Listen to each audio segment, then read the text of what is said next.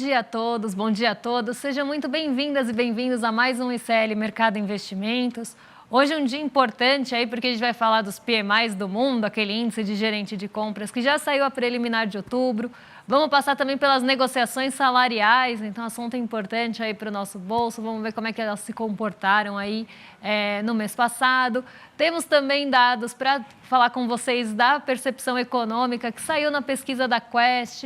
Isso além de falar aí do mundão, vamos falar da Ásia também, porque por lá parece que vem incentivo novo. Mas antes de tudo isso, quero dar bom dia para o André. Bom dia, André, como você está hoje? Bom dia, Débora. Bom dia a todos os nossos telespectadores. Hoje um dia de agenda cheia aqui no Brasil, principalmente. Tivemos as negociações salariais, novamente um bom sucesso aí para a classe trabalhadora. Mesmo assim, a percepção do consumidor está decaindo, então a gente vai tentar explicar para vocês o que está acontecendo. A pesquisa Quest também está mostrando isso, que as pessoas estão tendo uma visão de que a economia está desacelerando, mesmo com os dados mostrando ao contrário. Vamos falar da Crefisa, né, que está sendo processada aí por causa de juros abusivos, mas antes de tudo, a gente vai falar aqui do nosso mundão, né? Notícia aqui no nosso site para a gente estrear sempre o nosso programa, né? Mostrando aqui para vocês todo um resumo do que aconteceu e do que esperar aí para esse dia de hoje. Mas, Débora, como que está a Ásia, né? A gente sempre começa lá pelo outro lado do mundo. Como que está a situação asiática hoje? A Ásia ficou mais animada hoje, André. Na verdade, ela estendeu o otimismo e o ânimo que a gente viu acontecer ontem, porque ontem a gente teve um dia, como eu falei, era um dia esperado ali de um alívio maior, né? A gente teve algumas divulgações e eu vou passar isso aí para vocês daqui a pouco, mas a gente teve um alívio maior nas treasuries, então as treasuries elas arrefeceram depois de bater 5%, um patamar histórico, então elas voltaram ali a arrefecer. A gente teve também um ponto importante ontem, que foi a divulgação do PMI, que eu vou passar daqui a pouco. Esse PMI não mudou as expectativas dos investidores para os juros dos Estados Unidos, então eles continuam acreditando, em sua maioria, que no mês que vem, né, em novembro, a gente vai ter manutenção dos juros por lá. Então, as expectativas estão mais calmas em relação aos juros dos Estados Unidos e isso trouxe ventos positivos já pela manhã na Ásia. Então, desde o fim da tarde ontem, né, a gente via esse movimento já trazendo as bolsas aqui e também lá em Nova York para o terreno positivo. E esses ventos chegam aí na Ásia durante a madrugada. A Ásia, ela opera o dia bem positiva e no fim do dia lá, a gente teve ainda uma injeção de ânimo a mais que veio da China. A gente sabe que tudo que o Xi Jinping faz acaba virando ali foco na China, ele atrai ali olhares e holofotes, e hoje ele fez uma visita a portas fechadas ao Banco Popular da China, então o mercado viu isso como uma sinalização de um possível direcionamento ali para medidas de estímulo, maior foco na economia e nos mercados financeiros que estão meio prejudicados na China. A gente viu nessa semana, a gente está com uma dificuldade ali de engrenar a alta, né? E voltamos lá na China a patamares de 2019 na Bolsa. Então, o mercado viu como essa sinalização e no mesmo dia, né, a gente teve uma notícia sendo divulgada por lá, que o déficit, né, a proporção do déficit em relação ao PIB, do déficit fiscal, aumentou, então foi aprovado esse aumento, né, dessa proporção de déficit em relação ao PIB para 3,8%, e com isso a China aí emitiu novos títulos soberanos, então mostrando também que ela está buscando formas de estimular aí a sua economia. Isso acabou animando os mercados que já estavam positivos. O Nikkei 225, que está aí na tela, vocês estão vendo, subiu 0,67% hoje. Então, a gente vê um movimento positivo liderado pela Bolsa do Japão. O Xangai Composto subiu bastante também, ficou um pouquinho abaixo do Nikkei 225, mas aqui o Nikkei 225 ele também acaba sendo um pouco mais sensível a questões de Estados Unidos, então ele acabou aí pegando os dois movimentos e liderando as altas por lá. A gente vê aí o dólar subindo um pouquinho ali, mas oscilando perto do patamar de R$5 nos 3 gráficos menorzinhos que vocês estão vendo. Para quem está ouvindo, temos 3 gráficos que mostram comportamento intraday, que a gente chama, né? Mas que é o comportamento dentro do próprio dia, mostrando aí como é que estão os principais mercados de commodities, dólar e Bovespa. Tá? Então, esse é o raio-x da Ásia e esses ventos devem chegar aí no Brasil justamente por conta das commodities, que ontem já puxaram a bolsa bem para cima. Perfeito, Débora. Mas a gente agora ainda no mundo, né, não vamos entrar no Brasil ainda, temos os PMIs, né, pelo menos os PMIs preliminares que foram divulgados, né, então temos os dados aqui, saiu de Alemanha, zona do euro, Reino Unido, Estados Unidos, né. E o que você tem para falar da situação econômica desses países? O PMI de outubro, né, esse que foi divulgado ontem, né, e foi divulgado ao longo do dia. Então, os Estados Unidos foram os últimos a divulgarem aí o PMI por conta do horário, então a gente trouxe aí esses PMIs hoje todos reunidos. E esse PMI de outubro ainda é preliminar, então é como se ele fosse uma prévia do final de outubro, mas ele já traz aí um direcionamento, um termômetro do que esperar dos setores dentro desses países. Então, quando a gente está falando de PMI composto, a gente está falando de uma composição entre o PMI industrial e o de serviços, e o PMI industrial e de serviços, que a gente chama de dados de índice de gerentes de compra em português, seriam aí o ritmo, né, mediriam o ritmo da atividade econômica de cada um desses setores. Então, a gente vê uma situação que a gente já vem falando aqui, teve uma melhora na Alemanha, principalmente no PMI industrial, então ela sai ali de 39,6 para 40,7, fica ainda acima do esperado, né, que era 40, então mostra aí uma breve recuperação da atividade industrial alemã, que atingiu seus menores patamares aí nos últimos meses, mas a zona do euro como um todo ainda mostra bastante dificuldade. Então, no mês passado, em setembro, a gente tinha ali o PMI composto em 47,2, caiu para 46,5. O PMI industrial, que estava em 43,4, cai para 43 e fica abaixo do esperado também. E o PMI de serviços, que estava ali em 48,7, cai para 47,8. Então, a gente vê, apesar de algum respiro ali na produção industrial, né, na atividade industrial da Alemanha, a zona do euro ainda enfrenta, né, como um todo, muitas dificuldades. Então, isso mostra, né, que é um cenário bem difícil para a União Europeia, de uma forma da zona do euro como um todo. E isso até sinalizou ontem que, por lá, talvez basta de aumento nos juros. Então, a divulgação do PMI reforçou isso. Eu até cheguei a comentar no finzinho do programa, quando eu falei que o euro estava se desvalorizando frente ao dólar, foi justamente por isso, né? Quando a gente teve essa divulgação desses dados, o mercado passou a esperar que a zona do euro não vai mais aí subir juros, né? Não tem porquê, as atividades lá estão bem enfraquecidas e a gente ainda tem um conflito no Oriente Médio que pode ainda agravar essa situação, dependendo aí das questões energéticas, como é que elas desdobrarem. Então, por lá, chega de alta de juros, foi isso que o mercado sinalizou. Então, o euro acabou enfraquecendo um pouquinho. Quando a gente vai para Estados Unidos, a gente vê que o PMI surpreendeu, né? A expectativa é que o composto ficasse em 50, ele subiu para 51, no mês passado estava em 50,2, o industrial ficou também em 50, estava em 49,5 de projeção e 49,8 no mês passado, então subiu também. E o PMI de serviços, que estava em 50,1, sobe para 50,9. Lembrando que o PMI, quando ele atinge ali o patamar de 50, é quando aquela atividade está em expansão. Quando ele está abaixo de 50, é que aquela atividade está em contração. Então, quando a gente vê aqui a maioria dos países e das regiões, a gente vê que muitos deles estão em contração. Os Estados Unidos estão em expansão, né? Então, a gente vê uma expansão da atividade industrial, uma expansão da atividade de serviços lá acima do esperado. Isso poderia trazer aquele sentimento que a gente fala aqui, né, que os Estados Unidos estão crescendo muito e que eles querem frear esse crescimento. Mas ontem o PMI não trouxe esse sentimento, né, ele poderia até agravar essa expectativa por alta de juros ou por juros mais longos, por juros mais longos aí, mas isso não aconteceu. A expectativa é que a taxa de juros continue ali mantida na reunião do 1º de novembro e a gente vê aí essa expansão da atividade econômica dos Estados Unidos indo contra o que eles querem justamente, que é frear isso, né? O que é muito triste da gente falar, mas isso aí a gente sempre fala. Não, eles vão acabar conseguindo. Fique tranquilo aí que eles vão acabar conseguindo. Eles vão aumentar tanto os juros uma hora aí que eles vão conseguir a recessão, né? É estranho falar isso, né? Mas tudo bem. Vamos falar então agora aqui do nosso Brasilzão, Débora, porque a gente teve os dados da negociação salarial sendo divulgadas hoje pelo IBGE, né?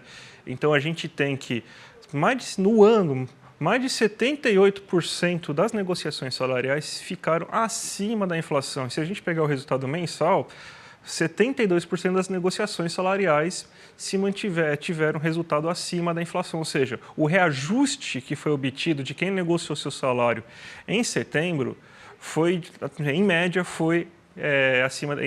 teve 73% das pessoas conseguiram reajuste acima da inflação. Durante o ano todo mundo que já reajustou seu salário nesse ano, 78% dessas pessoas conseguiram já um reajuste acima da inflação. A gente tem até o gráfico aqui para mostrar para vocês o que está acontecendo, né? Que você vê aqui que 78,1% dos reajustes no ano estão acima da inflação, sendo que 71,9% somente nesse mês aí você teve de reajustes acima da inflação no mês de setembro. Se a gente for pegar aqueles que são igual à inflação, ou seja, que empata, que mantém o poder de compra da pessoa, nesse mês, de todas as negociações ocorridas, 13,7% dessas negociações resultaram em reajuste igual à inflação. Então a gente tem 72 mais 13, 85%, né? 85% dos reajustes acontecendo pelo menos igual à inflação. Então, a gente tem que 85% das pessoas não tiveram perda salarial nem perda de poder de compra nesse mês. E no ano, a gente tem, então, que 16,7% das pessoas que renegociaram seus salários tiveram reajuste igual à inflação.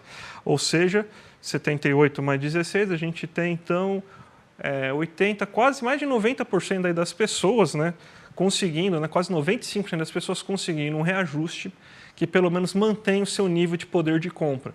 Isso é uma situação muito boa para o trabalhador brasileiro, porque a gente tem que, existe vamos dizer assim, uma tempestade perfeita, né? Tempestade, se for olhar para o empresário, que ele não gosta, o empresário não gosta de dar reajuste. Ele fala que gosta, mas não gosta, tá, gente? Então, você tem o quê? Baixo desemprego significa que vai ter maior dificuldade para conseguir encontrar uma peça de reposição entre os desempregados no mercado de trabalho, então ele aceita com maior facilidade negociações. Você tem baixo custo de reposição salarial, porque a inflação está menor. Então, você tem essa soma de duas coisas, faz com que o poder de barganha do trabalhador aumente. Olha que a gente está numa situação de sindicatos bem enfraquecidos. E você vê assim, se pegar setorialmente, né, o setor comercial que tem um sindicato mais fraco do que os outros, ele vai ter um sucesso nas suas negociações bem menor do que o resto. Se a gente vê 70% das negociações ocorrendo acima da inflação, mas no comércio é um pouquinho mais de 50%. Então você vê a diferença, né?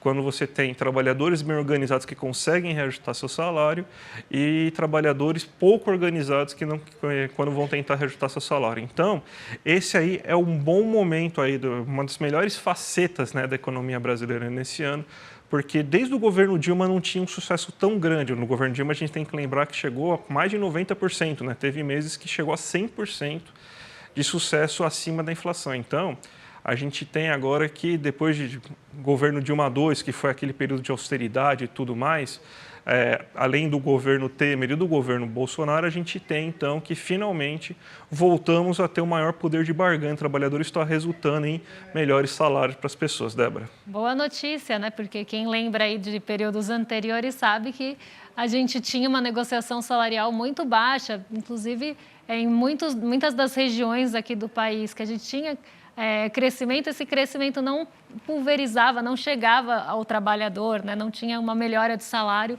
há bastante tempo. Então, uma notícia aí positiva. Agora a gente vai falar, né, de uma notícia não tão positiva, né, que é justamente da questão da Crefisa, né, que foi aí condenada, né, pelo menos 10 vezes na justiça aí, paulista por cobrar juros abusivos de idosos, né? Então, a gente vê, e depois eu vou até abrir aqui para vocês o site do Banco Central para mostrar, mas aqui a gente vê uma taxa de juros, assim, abusiva sendo realmente cobrada, né, em algumas modalidades de crédito, não só no consignado, mas no crédito livre também ainda maior. Então, aí, uma notícia aí de juros que a gente sempre fala aqui, né, juros impagáveis, né? Então, né, o que a Crefisa, né, e a sua presidente, a Leila Pereira, né, famosa tia Leila, né, está fazendo é basicamente enganando as pessoas, né, tanto que as pessoas que conseguiram ganhar na justiça se mostraram enganadas porque elas não imaginavam que teriam que pagar quase 4% de taxa de juros durante o ano, então essa é a porcentagem anual. O rotativo está em 400, né? Mas para o crédito da Crefisa aí, está em quase 1000%. A Débora vai abrir daqui a pouco. Então, o que está acontecendo é que a Crefisa ela é uma das empresas dessa modalidade de consignado que mais exploram as pessoas quando vão pedir esse tipo de crédito. E pessoas que pedem esse tipo de crédito, são créditos pequenos, que poucas vezes passam de R$1.000, elas estão pegando esse crédito justamente para você conseguir pagar aquelas contas no mês. Não é para você fazer grandes extravagâncias, fazer uma viagem, fazer algo de luxo, não. É para conseguir acertar a finança do mês. Então, o que ela faz? Ela mantém pessoas que estão passando muita necessidade, explora as pessoas assim de maneira injusta, não é ilegal, mas é completamente imoral. E para ninguém falar nada, ela se utiliza aí de um sport washing, né? Porque todo mundo agora fala que quando você fala da Leila Pereira, você pensa o quê? Os problemas que ela tem com Palmeiras, o avião, você pensa em todo o noticiário esportivo onde ela está, mas na verdade, onde ela deveria estar é no noticiário financeiro, mostrando esse absurdo que é você explorar pessoas idosas que têm pouca capacidade de discernimento, muitas vezes, para conseguir entender taxas de juros de 1000%, enquanto isso ela vai lá e dá declarações como pessoas que qualquer um consegue pagar um ingresso de R$50, que só não vai quem não quer, ingressos custam caro. Então essa aí é a grande faceta da Crefisa, né? Que é a pessoa que fica, é a empresa que fica na figura da Leila, explorando pessoas pobres de uma maneira que beira a ilegalidade, mas infelizmente não é ilegal, daqui a pouco talvez seja ilegal, mas é isso que tem. Débora, você tem para mostrar aqui, né, as taxas de juros aí da Crefisa, né? Exatamente, deveria ser ilegal, né? Mas não é, só realmente imoral. Vamos colocar na sua tela? Vou colocar aqui na tela, site do Banco Central, gente. Então aqui eu abri pessoa física, crédito pessoal não consignado, então aqui não é aquele consignado que desconta na folha. Nesse também está ali nas cabeças, tá, a Crefisa? Mas aqui eu peguei esse número porque esse número é impressionante. Então vamos lá. Vou descer a tela aqui. E aqui a gente tem as menores taxas, sempre lembrando que é ascendente aqui, então é do menor para o maior. Então, taxas aqui na primeira página, eu vou para a última, porque eu já sei onde está a Crefisa. Então, vamos lá. Última página de taxas de juros do site do Banco Central. Olha aqui, gente, a Crefisa, no lugar 89, cobrando 20,28% ao mês, e 816,99, eu até tive dificuldade de falar esse número estratosférico de juros. 816,99, quase 817% de juros no ano. Gente, isso é impagável, tá? É uma dívida assim que vira realmente uma bola de neve. Se a pessoa deixar ali rolando os juros, isso realmente vira um valor estratosférico. Parece que não, porque a gente está falando de créditos pequenos, né? Como na própria notícia ali do ICL Economia, dá alguns exemplos de R$3.000, dívidas menores, mas essas dívidas elas escalam assim de uma forma absurda num juros como esse. A pessoa às vezes não percebe porque a parcela coube no bolso, mas ela está pagando ali muitas vezes a mesma dívida, às vezes 7, 10 vezes a mesma dívida.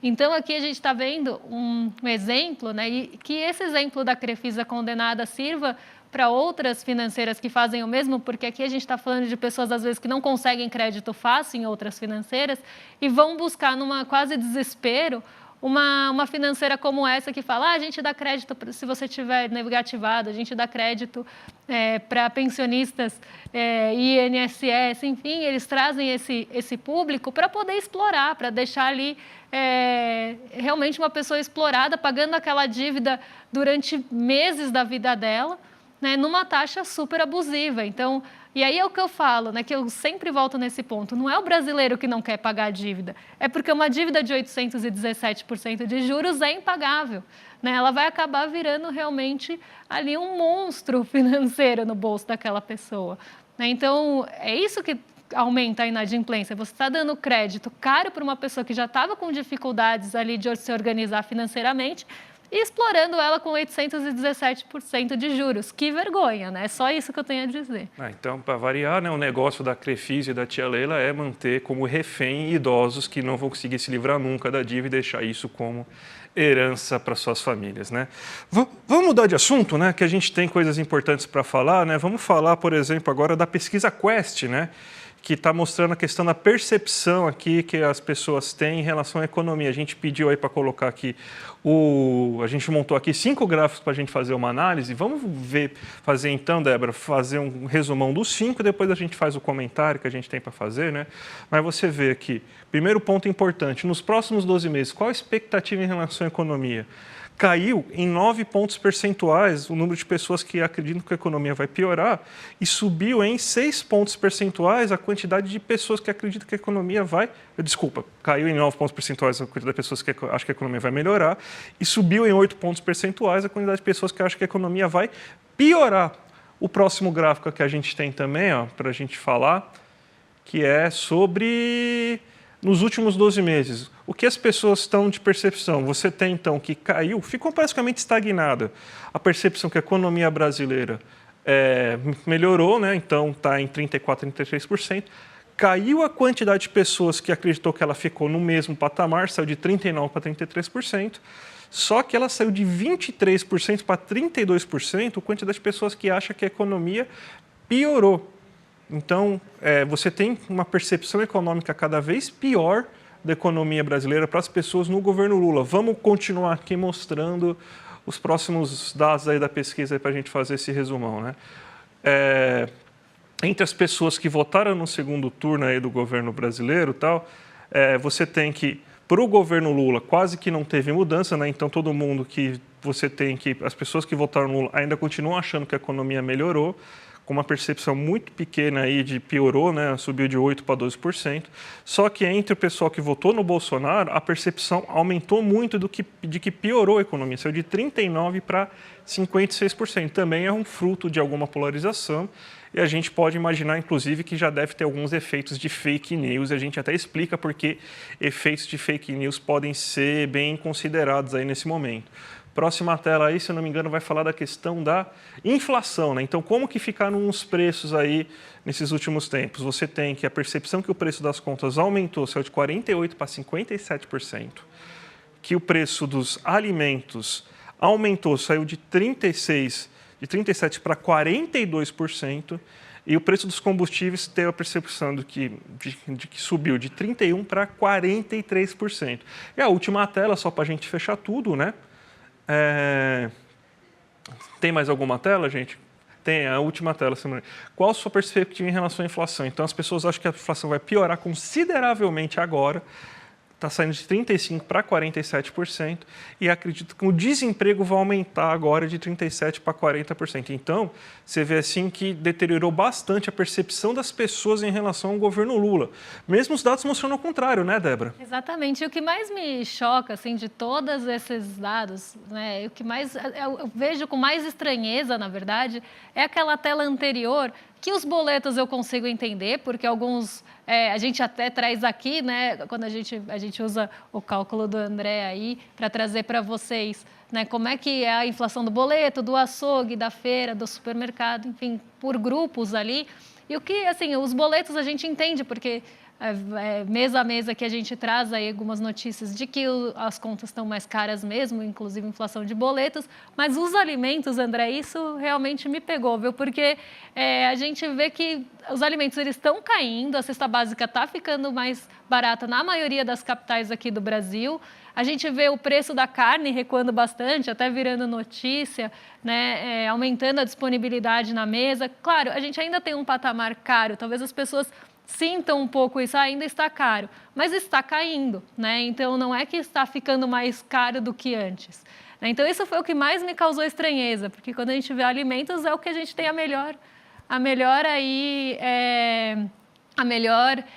percepção, né? A melhor retrato inflacionário está nos alimentos, né? Então, eu acho muito estranho, né, só para a gente falar rapidamente sobre todo esse assunto, né, que os dados mostram assim, né, por favor, volta aí no outro gráfico aí, gente, só para a gente mostrar assim. É muito estranho justamente porque a realidade está mostrando, a gente está vendo uma tendência de desemprego caindo, o mercado está cada vez mais animado com a perspectiva de economia brasileira melhorando. A gente tem, então, que a inflação dos alimentos é a melhor notícia, a renda do brasileiro está aumentando, isso daí está mostrando, assim, de termos... Acabamos de mostrar aqui, inclusive, a pesquisa do Diese falando em relação a tudo isso. Você tem realmente que aumentou os boletos, mas não aumentou tanto. A gente teve um aumento do boleto em julho, mas não é um aumento que foi tão considerável assim, porque você teve um aumento da conta de água, por exemplo, da conta de luz, né? Desculpa, a conta de água não teve um aumento tão expressivo, né? Mas então, essa percepção do brasileiro tem muito assim a ver com o que se debate e se discute, né? A gente sabe que historicamente, né, você tem um problema que o brasileiro ele enxerga inflação mesmo quando não existe inflação, né? Então, você sempre ouve, mas o preço, uma das dúvidas que a gente sempre ouve, mas eu não estou sentindo essa queda da inflação no meu bolso. É uma coisa que o brasileiro tem um trauma histórico, a gente entende por causa dos anos 80, mas a gente vê sim que o brasileiro não consegue enxergar a questão inflacionária, mesmo quando os dados mostram a realidade, e provavelmente tem muita fake news ainda falando aí, porque os dados estão mostrando que a economia está melhorando, mas a percepção não muda em relação a isso, Débora. É impressionante. Exatamente. E a inflação também pega um pouco aqui, né? A percepção, a expectativa que vai aumentar, porque a gente vê exatamente o contrário, até no relatório Focus, né? Que é a visão do mercado, dela caminhando cada vez mais aí para dentro da meta, né? Então, vamos ver aí como é que a gente tem os próximos passos aí dessas pesquisas. Vamos derrubar os últimos dois assuntos, Débora, para a gente ir lá falar das aberturas de mercado. Então, vamos colocar a tela da Débora aqui agora para vocês aqui. Como que está o nosso mercado hoje aí? Tá desanimado, né? Não está muito feliz. Ele desanimou, na verdade, porque a gente teve uma abertura bem positiva do Ibovespa, né? O nosso índice aqui é de referência. Ele abriu positivo justamente pelo motivo que eu tinha falado, ventos vindos da Ásia. Já estavam ali alimentando uma perspectiva para aquelas ações que têm um grande peso no nosso índice, que são as ações ligadas às commodities, delas terem uma melhor performance hoje. Só que quando a gente teve a abertura em Nova York, a abertura de lá veio bastante negativa. E isso acabou contaminando, né? A gente sabe que tem essa contaminação, acabou contaminando aí o mercado brasileiro. A gente ainda tem a Vale avançando bastante, porque o minério de ferro negociado em Dalian hoje subiu mais de 3%. Então, a gente ia ver esse efeito acontecendo aqui no mercado brasileiro, nas ações ligadas à mineração e siderurgia. Então, a gente vê aí o Ibovespa tendo uma queda, mas uma queda até limitada, por conta das ações principalmente ligadas à mineração e siderurgia. Mas o que está acontecendo na Nasdaq? Né? Por que ela está caindo 1,40? A Nasdaq tem um motivo bem específico para isso. Além de sensibilidade em relação a juros, que hoje eles voltaram aí a dar uma escaladinha, não tanto quanto na semana passada, mas voltaram ali a ter incerteza, conforme vai chegando perto da reunião do Comitê de Política Monetária, que lá não chama assim, né? É mercado aberto, é o FONC. Conforme vai chegando ali perto da reunião, as expectativas vão ficando mais acaloradas. Mas o que aconteceu na Nasdaq não é só isso. A gente teve a divulgação dos resultados corporativos da Alphabet e eles acabaram ficando ali abaixo do esperado. Então, isso puxou as ações de tecnologia para baixo. Então, a Nasdaq hoje está sofrendo aí, mais aí por questões, não só por questões mais macroeconômicas aí de expectativa em relação a juros, mas também por resultados corporativos. O EWZ caindo em Nova York mais do que o Ibovespa aqui, né, acompanhando bastante o movimento negativo das bolsas por lá. Como eu falei, Nikkei 225 e Xangai Composto ficaram no terreno positivo hoje, deram aí sequência nos ganhos de ontem. O dólar volta a subir. Então, aqui um movimento até esperado de uma queda moderada na nossa bolsa e uma alta moderada no dólar. Vai para os R$ 5,01, até tinha falado que ele estava orbitando ali os R$ 5,00. Ontem ele ficou ali abaixo dos R$ 5,00, fechou em R$ 4,99. Desde setembro foi a primeira vez que a gente viu isso, que ele furou aí esse piso, mas hoje volta aí para os R$ 5,00. DXY, que é o dólar em relação aos pares, também sobe hoje.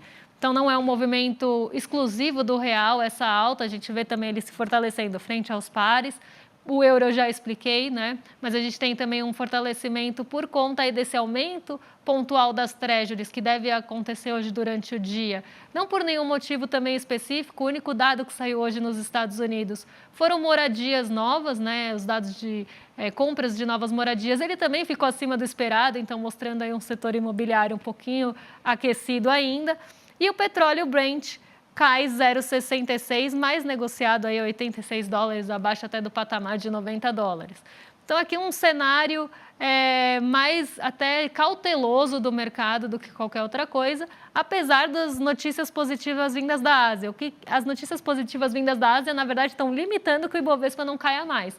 Porque quando a gente vê o movimento de Nova York, ele está muito mais aí pesado para baixo. Perfeito, Débora. Vamos se despedir então, mas sem antes esquecer dos nossos recados, né? Porque agora a programação de ICL à tarde começa às 5, né?